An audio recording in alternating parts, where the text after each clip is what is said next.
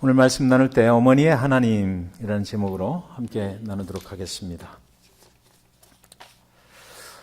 룻기 오늘 본문 말씀, 그 가정은 깨어진 가정이다라고 1장은 시작을 합니다. 베들레헴에 믿음이 아주 좋은 한 가정이 살고 있었습니다. 베들레헴은 그 신앙의 도시였고 그 신앙의 도시 가운데 한 가정이 있었는데 그들은 하나님을 경외하고 하나님과 함께 동행하며 살아가는 그런 가정이었어요. 그런데 어느 날 그 베들레헴에 하나님이 역사하시는 그 땅 가운데 가뭄이 흉년이 들었던 것입니다. 이때 이 믿음이 좋은 가정의 가장을 중심으로 가족회의가 열렸을 것 같아요. 이곳에서 먹고 살 것이 없으니 우리가 뭔가 새로운 방향을 나가서 그곳에서 우리의 삶을 새롭게 살아야 되지 않겠느냐, 이렇게 이제 결정을 하는데, 가장이 믿음의 가장이었든지 그 가장의 의견이 뭐냐면, 우리가 잠시 동안만 여기서 5마일밖에 떨어지지 않은 모압이라는 도시가 있는데 그곳으로 가서 그쪽에는 양식이 충분하다고 그러니까 그곳에 잠깐만 거주를 하다가 다시 돌아오면 되지 않겠느냐, 이렇게 그 가장이 제안을 했던 것입니다. 그래서 나오미를 중심으로 그 가족들은 그 남편을 믿고 아버지를 믿고 그 5마일밖에 떨어지지 않은 모압이라는 도시로 이주를 하게 됐습니다. 베들레헴에서 함께 살아가던 믿음의 공동체의 사람들이 그들이 5마일밖에 떨어지지 않은 그곳으로 잠깐 다녀온다는 소리에 나와서 그들을 위로하고 격려합니다. 잠깐이지 이제 잠깐만 살다가 돌아와라고, 우리는 여기 남아서 너희를 위해서 기도할게라고 그렇게 위로했을 것입니다. 그 가족이 그곳에 가서 이제 정착을 하기 시작하는데 그 기간이 10년이 걸렸습니다.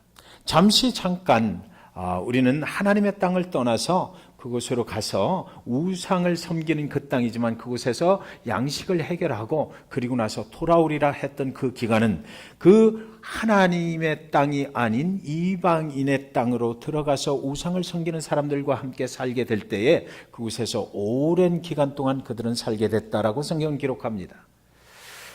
잠깐 하나님의 땅을 벗어났던 것이 이렇게 오랜 기간이 걸릴 줄 몰랐습니다. 그리고 그곳에서 그들은 모든 것을 다 잃었다. 성경은 이렇게 기록해요. 남편이 그곳에서 세상을 떠나고 말았습니다. 그리고 그곳에서 그 우상을 섬기는 사람들과 함께 살아가던 어느 날 두 아들이 있는데 그 아들들이 와서 어머니 나오미에게 이야기를 하는 것입니다.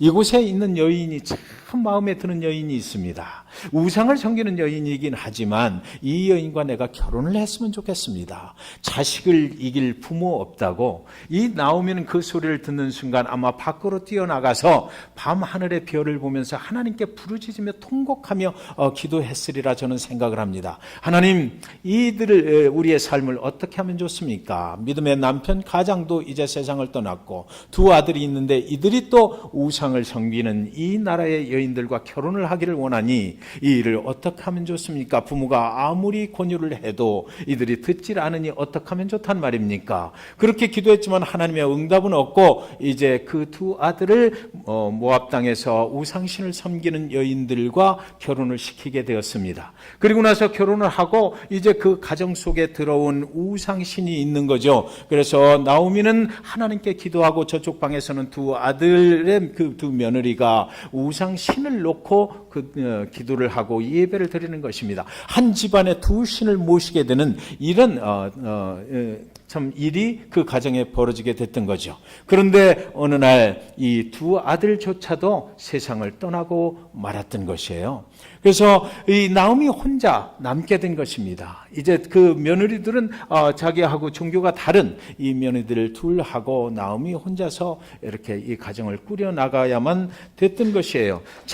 잠깐 그곳에서 머물러서 우리의 생계를 좀 해결하고 오겠다라고 그것을 떠났던, 베들레헴을 떠났던 그 가정이 이제 그 모압 땅 우상을 섬기는 하나님의 땅이 아닌 곳으로 가서 그곳에서 모든 것을 다 잃어버렸다. 깨어진 가정이 되어버렸다라고 성경은 기록해 놓고 있는 것입니다. 그런데 어느 날 여기 나오미의 귀에 기쁜 소식이 들려오는 것입니다. 자기가 떠났던, 어쩔 수 없이 떠났던 그 베들레헴 그 땅에 하나님의 은혜가 공급되고 있다. 하나님께서 모든 양식들을 다시 이제 공급하시기 시작하셨다는 그 소식을 듣게 되는 것입니다. 그래서 그 나오미의 귀는 물론 떠나 있었지만 그러나 항상 그쪽에 베들레헴에 하나님의 땅에서 어떤 소식이 들려올까를 열어놓고 있었던 것 같아요. 그래서 그 소식이 이제 들려오니까 이 나오미가 이제 하나님 앞에 기도하면서 다시 어떤 결정을 하냐면 하나님께로, 하나님의 땅으로 돌아가야 되겠다. 그동안 이곳에 와서 보낸 그 10년 동안 하나님을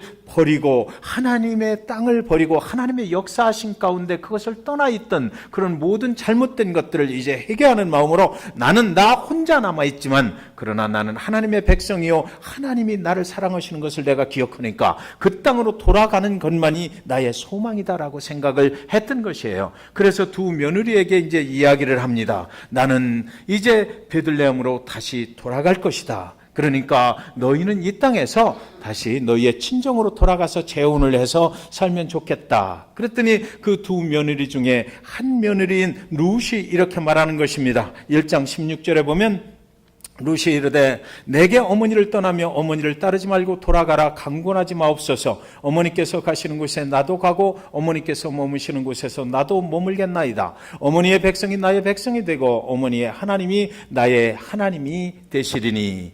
이제 자기는 생각을 못했는데 나오미는 그동안 전혀 이런 생각을 하지 못했는데 함께 사는 그 동안에 룻이 변했던 것입니다. 그 나오미의 삶의 모습을 보고 룻은 조금씩 변해갔고 이제 헤어져야 되는 이 마당에 우리 시어머니를 쫓아가야 되겠다라고, 그래서 우리 시어머니가 믿는 하나님을 나도 믿어야 되겠다라는 그런 커다란 결정을 했던 것이에요. 룻이 지금 당신의 하나님을 내가 믿겠다고 말하는 것이거든요. 제가 세상 삶을 살아갈 때 어떤 사람들이 저를 보고 당신이 믿는 하나님이 누구냐, 내가 당신의 삶을 보니까 나도 당신이 믿는 하나님을 믿겠습니다라고 고백하는 이런 장면이 지금 여기에 들어있는 것입니다. 어떻게 이런 일이 벌어질 수 있는가? 삶으로 나오미는 하나님을 증거하며 살았기 때문이다라는 것이죠. 물론 처음에 그들이 만났을 때는 서로 종교가 다르고 하나님을 믿는 사람과 우상신을 섬기는 사람들이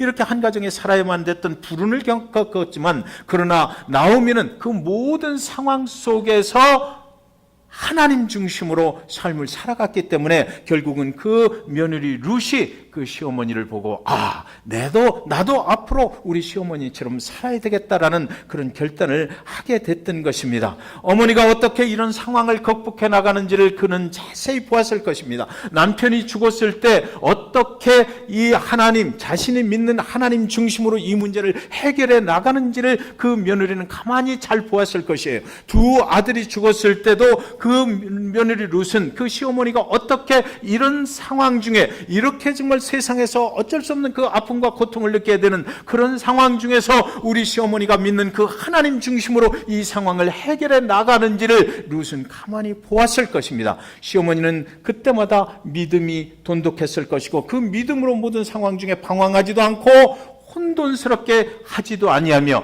그가 믿는 하나님 중심으로 모든 문제들을 해결해 나갔을 것이고 그 종교가 다른 두 며느리를 대하는 그 시어머니 나오미의 태도는 언제나 변함없이 하나님의 사랑으로 그들을 돌보아 주었기 때문에 오늘 룻은 이런 중대한 결정을 그곳에서 하게 됐던 것이에요. 여러분, 한 교회에 어떤 한 여인이 있었다고 그래요. 그녀의 얼굴은 항상 평안해 보였습니다. 그러나 그 여인의 남편은 술에 중독이 된 사람입니다. 가정에 가면 마치 지옥과 같다라고 이 여인이 고백을 했어요. 그런데 이 이야기는 2차 대전 때 이야기인데 2차 대전 때 그녀의 집이 폭탄에 맞았습니다. 집이 폭탄에 맞아 무너질 때에 그 석가래가 무너지면서 자기 자신이 그 석가래 밑에 끼게 됐어요. 그런데 다른 기둥들이 또 무너지면서 무너지는 기둥 밑에 두 딸이 있었는데 그 두 딸도 깔려버린 것입니다. 구사일생으로 자신은 나중에 구출이 됐지만 그러나 그녀의 눈앞에서 얼마 떨어지지 않은 그 거리에서 커다란 기둥에 짓눌려서 숨을 쉬지 못하고 어머니를 안타깝게 바라보면서 두 딸이 죽어가는 모습을 그가 구출되기 전에 그 속에서 보아야만 했던 것입니다. 천천히 두 딸이 죽어가는 그 모습을 지켜보아야 했던 그 상처를 가지고 그는 살아났습니다. 그러니까 어머니로서 살아난 것이 아니죠. 차라리 내가 죽었으면 좋았을 텐데 두 딸을 살려낼 수가 없었던 것입니다. 그런데 그녀에게는 두 아들이 또 있었어요. 한 아들은 온양어선의 선원이었습니다. 그날 그 사고를 당하진 않았지만 그가 탄 배가 인도의 봄베이에 있던 어느 날 전보가 이제 왔는데 그 아들이 그 온양어선을 타고 가다가 사고로 또 죽었다는 전보가 온 것입니다. 그 가정이 다 깨어져 버리는 그런 느낌을 받아야 됐던 것이지요. 그때 그 어머니가 말해요. 그는 신앙을 가지고 살아가면서 말을 하기를 나는 단순히 하나님을 믿고 따라가는 것이 믿음이라고 생각하지 않습니다. 믿음이란 모든 상황을 그대로 하나님의 뜻으로 받아들이고 수용해야 합니다. 그것이 정말 믿음이 아닙니까? 좋을 때는 믿음은 쉽고 지키기가 굉장히 수월합니다. 그러나 상황이 악화되면 믿음은 어떤 방향으로 나가야 됩니까? 우리가 정말 믿음이라고 하는 것은 무엇을 말하는 것입니까? 상황이 좋을 때뿐만 아니라 상황이 나쁠 때 그 모든 주어진 상황을 수용할 수 있어야 그것이 믿음이 아니겠습니까? 그런 수용하는 능력이 없다면 나쁜 상황이 오거나 위기에 닥치면 우리의 믿음은 다 그냥 산산조각 나는 그런 믿음으로 깨어져 버리고 말 것이 아닙니까? 마이스터 에크하르트라는 사람이 이렇게 말했어요. 믿음의 길에는 덧셈보다는 뺄셈이 더 많이 있다. 이렇게 말했습니다. 우리가 믿음을 가지고 살아가면은 굉장한 축복을 하나님께서 하실 것 같고, 우리가 믿음이 장성해 나가면서 하나님께서는 나의 믿음을 보시고 자꾸만 우리를 어떤 축복의 길로 인도하시는 것 같지만, 이 사람이 느낀 믿음이라고 하는 것은 자꾸만 우리로부터 무언가를 빼앗아 버린다라는 거죠. 그래서 온전히 결국에는 장성한 믿음의 사람이 될 때는 나는 가진 것 없고 내가 바라는 대로 되지 않았다 할지라도 하나님만 의지할 수 있는 믿음, 이 세상의 모든 것들을 초월해서 능력으로 역사하시는 그 은혜의 하나님만 붙잡고 갈 수 있는 믿음의 사람으로 만들어 버리는 것, 그것이 바로 진정한 믿음이다라고 이분은 말씀하시는 것입니다. 나오미와 롯의 장래에 기가 막힌 축복을 이제 계획하신 하나님의 이야기가 이 룻기 1장의 마지막에 기록이 되어 있습니다. 1장 22절에 보시면 나오미가 모압 지방에서 그의 며느리 모압 여인 룻과 함께 돌아왔는데 그들이 보리 추수 시작할 때 베들레헴에 이르렀더라. 돌아오는 결정이 떠나는 결정보다 더 어려웠을 것이라고 저는 생각을 했습니다. 초라한 모습으로 돌아오기가 어찌 쉬웠겠느냐고요.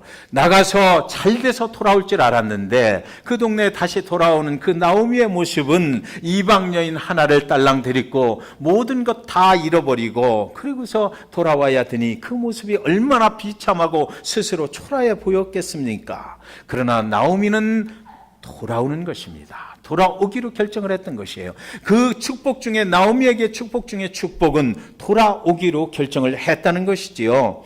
이방 여인을 데리고 돌아오는 그 베들레헴의 새로운 사람을 지금 성경은 뭐라고 얘기합니까? 그 둘에게 참 잘했다라고 얘기하는 거죠. 돌아오기로 결정한 것이 정말 축복된 그런 결정이었다라고 성경은 기록해 놓고 있는 것이에요. 그들의 새로운 삶의 축복을 하시는 하나님을 만나게 될 것이다. 이제부터 앞으로 걱정 마라. 보리 추수 시작할 때에 베들레헴에 이르렀다라는 것, 이 말은 하나님께서 너희를 위한 축복의 길을 예비하셨다라는 것이에요. 그래서 결국은 무슨 일이 일어나요? 이 룻이 새로 결혼을 하고 그 후손을 통해서 예수 그리스도가 탄생이 되는 그런 계획을 하나님께서는 준비를 하셨던 것이에요. 사랑하는 어머니 여러분, 오늘은 어머니 날입니다. 저는 우리 교회 어머니들을 이 말씀을 통해서 한번 생각해 보았습니다. 오늘 우리 교회 어머니들을 주님의 이름으로 축복합니다. 믿음으로 또 응원합니다. 어머니들이 살아가시는 삶의 자리들이 얼마나 힘듭니까? 어찌 보면 우리 어머니들의 삶 속에는 나오미의 이야기가 들어있지 않습니까? 이민 사회를 살아가는 우리의 자녀들은 너무나 바빠서 교회에 나오질 못합니다. 그렇게 살아가지 아니하면 경쟁에서 뒤진다고 생각을 하기 때문에 우리의 자녀들은 바빠서 교회에 와서 어머니와 함께 예배하지 못하는 경우가 너무나 많이 있습니다. 홀로 가정을 지켜나가야 하는 어머니들도 많이 계십니다. 그런데 우리 교회 어머니들은 가만히 생각해 보니까 너무나 참 대단들 하신 것 같습니다. 그 어려움 중에도 믿음으로 가정을 지키십니다. 믿음으로 또 하나님의 교회를 섬기십니다. 언제나 믿음으로 자녀들을 위해서 기도하십니다. 믿음을 잃으면 안 되기에 오늘도 최선을 다해서 하나님께 예배하며 하나님을 섬기며 그렇게 살아가시는 어머니들이 바로 저희 교회 어머니들이십니다. 우리의 자녀들이 함께 예배에 나오지 못하지만 그러나 내가 하나님께 우리의 자녀들을 위해서 기도해야지. 그래서 자녀들의 이름을 들고 나와서 하나님께 예배 중에 기도하시고 기도 모임에 나오셔서 기도하시고 언젠가 우리 어머니들의 기도가 하나님께서 모두가 응답해 주실 것이라고 저는 믿습니다. 그리고 자녀들과 함께 예배하는 날을 하나님께서 우리의 앞길에 축복으로 예비하셨으리라고 저는 그렇게 믿는 것입니다. 사랑하는 어머니 여러분, 지난 목요일과 금요일 저는 뉴난 조지아에 다녀왔습니다. 그곳에 가보니까 미국 내 14개 주에서 모인 45명의 사람들이 거기 모여 있더라고요. 목사 부부들이 가장 많았습니다. 그리고는 평신도 리더들이 거기 와 있었어요. 그들 모두에게 공통점이 하나 있었는데 그들은 모두 암을 경험한 사람들이었다는 것입니다. 암 환자이든지 그 가족이 암에 걸렸든지 또 암에 걸리고 나서 살아났든지 아니면 암에 걸려서 죽었든지 거기 오신 모든 분들은 암을 경험한 사람들이 거기 모였습니다. 또 한 가지 공통점이 있었는데 그들은 어느 날 외지에서 오는 이메일을 한 통을 받게 됐다는 것입니다. 누가 보냈는지 잘 알진 못하지만 낯선 이메일이 도착을 해서 그것을 열어보고 내가 이곳에 가야 되겠다라는 생각을 하게 됐다는 것이죠. 그 이메일을 보낸 사람은 물론 자기가 어떻게 해서 데이터를 컬렉션해서 그 셀렉트 된 사람들한테 보냈을 것입니다. 그런데 받는 사람 입장에서는 어느 날 갑자기 낯선 이메일이 도착을 했고 그 이메일을 유심히 살펴보고 내가 여기에 가야 되겠다라고 생각을 해서 거기에 왔던 것입니다. 그곳에서 우리는 다른 암 환자들을 위해서 어떻게 사역을 해야 되는지를 배웠습니다. 암에 노출이 되는 순간 우리 모두는 죽음을 생각하게 됩니다. 어느 누구든지 내가 암에 걸렸다라는 소리를 듣는 순간 우리는 죽음 앞에 서게 되는 것이에요. 그런데 하나님께서는 그 모임을 만드셨어요. 그리고 나서 그 암을 경험한 사람들을 그 모임으로 부르셨습니다. 그리고 나서 그 암이라는 두려운 경험을 한 사람들을 또 다른 암을 걸린 사람들을 위해서 사역할 수 있는 길을 만들어 주셨던 거예요. 그래서 그들은 그 교육이 너무나 쉬운 거예요. 너무나 잘 받아들일 수 있는 것입니다. 왜? 내가 경험을 한 것이기 때문에. 그리고 또 얼마나 그 사역이 필요한지를 그들은 절절히 느끼는 것입니다. 저는 여지껏 예배에 참여하면서 그렇게 많은 사람들이 눈물을 흘리며 예배드리는 걸 본 적이 없습니다. 45명의 사람들이 그 찬양을 할 때마다 하나님의 말씀을 들을 때마다 또 미국 남자들이 거기 그렇게 눈물을 흘리는 걸 저는 처음 봤어요. 암은 우리를 두렵게 하죠. 이 세상이 두려워요. 세상은 죽음 앞에 있는 것입니다. 그러나 그 세상에서 죽음을 경험했던 사람들이 거기 모여서 앞으로 또 다른 사람들이 그 암이라는 것을 통해서 죽음을 경험해 가야 될 때 우리가 어떻게 헌신해주고 우리가 어떻게 그들을 사랑해줘야 되고 어떻게 그들에게 새로운 소망을 줄 수 있는지를 우리는 절절한 그런 사모함을 가지고 그곳에서 배울 수가 있었던 것이에요. 이제는 우리가 돌아가면, 그들의 간증은 그랬습니다. 돌아가면 이제는 옛날처럼 그렇게 살진 않을 것이다. 우리 가운데 있는 아무 하나들을 보면 우리가 이제 배운 대로 어떻게 하면 그들에게 죽음이 전부가 아니라는 것을 가르쳐주고, 죽음을 만났지만 그 죽음 앞에서 우리가 살아날 길이 예수 그리스도 그분으로부터 분명히 있다라는 것을 분명하게 깨닫고 가르쳐줘야 되겠다. 그들에게 소망이 될 수 있다. 그곳에는 큰 암 그 병원이 있습니다. 그곳에 있는 그 의사들이 그것을 결정을 한 거예요. 암이라고 하는 것은 그냥 의사의 손길을 통해서 수술만 해갖고 해결되는 병은 절대 아니다라는 것이죠. 두려움, 죽음이라는 두려움과 함께 싸워야 되는 것이기 때문에 거기에는 분명히 하나님의 은혜가 작용을 해야 된다는 것이에요. 그래서 그 병원에서 그 사역을 시작한 거예요. 전국에 있는 모든 그 목회자들 중에서 암을 경험했던 사람들을 부르자. 그래서 그들을 통해서 이 일을 한번 시작해보자 되고, 그렇게 해서 그런 일들이 시작이 된 것이죠. 여러분, 창세기 3장 16절은 말합니다. 또 여자에게 이르시되 내가 네게 임신하는 고통을 크게 더하리니 네가 수고하고 자식을 낳을 것이며 너는 남편을 원하고 남편은 너를 다스릴 것이니라 하시고, 하나님은 어머니에게 생명을 잉태하고 자식을 낳는 고통을 허락하셨습니다. 하나님께서 그 고통을 주셨어요. 그래서 남편을 섬기며 사는 고통도 또 주셨어요. 어머니는 이런 고통을 가지고 살아가는 사람들이 어머니입니다. 고통은 고통으로 끝나지 않아요. 그 고통을 경험한 어머니는 고통 가운데 살아야 될 자식들을 위하여 기도하는 사명자로 세워졌다라고 저는 생각이 들었습니다. 고통 가운데 살아가야 할 그 가정을 위해서 기도하는 사명자로 부르심을 받은 거예요. 우리 어머니들이 그런 사명자로 그 가정에 세우심을 받은 것입니다. 인류가 하나님을 떠나는 죄악을 범하고 나서 가장 처음 고통을 당한 자는 어머니예요. 자식을 낳는 고통이 거기서부터 시작이 되지 않았습니까? 이 땅에서 고통을 처음으로 겪은 자는 우리의 어머니들이신 것입니다. 어머니를 통해서 하나님은 고통을 이해하게 하셨습니다. 고통을 이해하는 자가 가정과 자녀들의 고통을 놓고 기도할 수 있기 때문이에요. 그래서 저는 생각하기를 우리 가운데 예수 그리스도를 가장 많이 닮은 사람은 어머니들이라고 생각이 듭니다. 예수는 우리의 고통의 짐을 대신 지셨지 않습니까?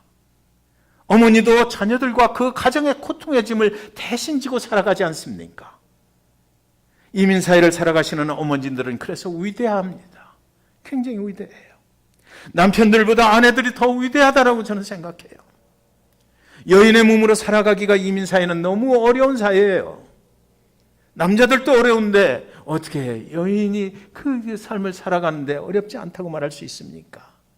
그러나 견디시는 것을 보면 남편들보다 여인들이, 어머니들이 더 잘 견디시는 것 같아요. 그것은 바로 사명자로 그 가정에 세우심 받았기 때문이에요. 사명이 없이는 어려워서 우리는 포기할 수밖에 없어요. 그러나 사명으로 살면 그 가정을 지키길 수가 있는 것입니다. 암에 걸린 현장에, 이혼의 현장에, 사업이 잘 안 되는 그 현장에, 자녀들이 탈선을 한 그 현장에 제일 앞줄에는 아버지보다 어머니들이 계셔요. 인생의 아픔을 수용하면서, 모든 상황을 수용하면서 믿음으로 부르짖는 그 기도의 현장의 맨 앞줄에는 언제나 어머니들이 지키시더라고요. 오늘도 믿음으로 가정을 지키고 자녀들을 위해서 기도하고 교회를 위해서 기도하시는 어머니들이 바로 지금 우리 중에 계신 어머니들이신 거예요. 사랑하는 어머니 여러분, 용기를 내시기 바랍니다. 세상에는 의사가 고치지 못할 병이 있어요. 세상에는 정부가 손을 쓸 수 없는 그런 죄악된 것들이 많이 있습니다. 선생님이 가르치지 못할 교육도 있어요. 경찰이 선도할 수 없는 그런 부분도 있습니다. 교회가 하지 못하는 부분도 있고요. 목사가 손을 댈 수 없는 부분도 있어요. 그러나 사랑하는 어머니 여러분, 어머니는 모든 것을 다 하실 수 있습니다. 왜냐하면 어머니의 그 간절한 기도를 하나님이 들으시기 때문이에요. 하나님이 가정마다 어머니를 사명자로 부르시고 그 어머니의 기도를 통해서 그 가정과 그 자녀들을 인도하기를 하나님이 원하시기 때문입니다. 저희 어머니는 돌아가시기 전에 언제나 나는 괜찮다라고만 말씀하셨어요. 어머니도 돌아가시기 전날까지 그 고통 속에서도 한 번도 자녀들한테 아프다라고 말씀을 하시지 않으시고 돌아가셨어요. 언제나 나는 괜찮다, 나는 괜찮다라고 말씀하시면서 하나님 품으로 돌아가셨습니다. 당신은 견딜 수 없는 그 고통 가운데 있었지만 어머니는 자식들 앞에서 한 번도 눈물을 보이신 적이 없으셨어요. 자녀들은 그래서 어머니는 견딜만 하신 줄 알고 있었던 것이지요. 어머니는 항상 나는 괜찮다라고만 말씀을 하셨기 때문이에요. 오늘 어머니들을 응원합니다. 우리 어머니들 정말 장하시고 정말 대단하십니다. 하나님의 이름으로 건강하시고 귀한 축복의 삶을 살아가시기를 주님의 이름으로 이 시간 간절히 축원드리는 것입니다. 이 시간 잠깐 우리 같이 찬양 드릴 때 여러분의 어머니는 지금 어디에 계십니까? 또 혼자 이 땅의 삶을 살아가시는 분들은 그 안에 또 기억하시고 우리 어머니들을 기억하시면서 이 시간 찬양을 좀 같이 우리 어머니들 힘내시라고 이 찬양 같이 좀 불렀으면 좋겠습니다.